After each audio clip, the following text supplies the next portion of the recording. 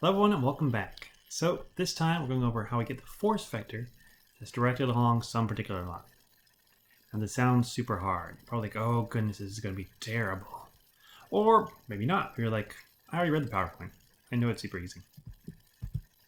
Well, kudos to you, person who read the PowerPoint. Everybody else, you're learning it at the same time as I am. I learned about it several years ago, but you're learning about it right now. So, how do you do it? Well, let's remember a couple of things about our unit vectors. We can find the position vector pretty easily. We take the end point, we subtract the beginning point. End point right here, beginning point there.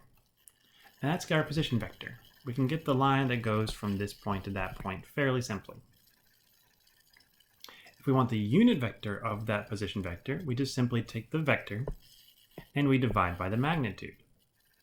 If you know what the position vector is, you can get the magnitude fairly easily. Just use Pythagorean theorem.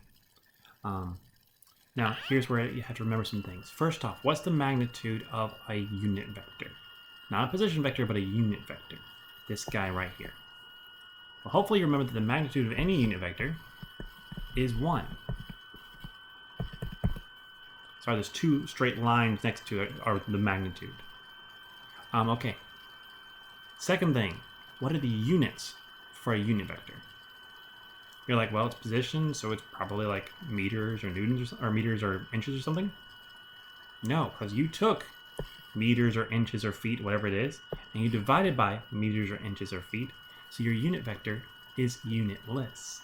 It has no units. So it's just a direction. So it's a direction that's 1. It's a length of 1. And so if you multiply that direction, the length of 1, by the magnitude of your force, guess what? You get the force vector along that particular line. It's just that simple, just that hard. So if you can figure out the position vector, you can figure out what the force is along that line. Or you can begin to solve for it if you don't know what it is yet. Okay, so that's it. That's all you have to do. Just a few steps. First, you find your position vector. Remember, tip minus tail.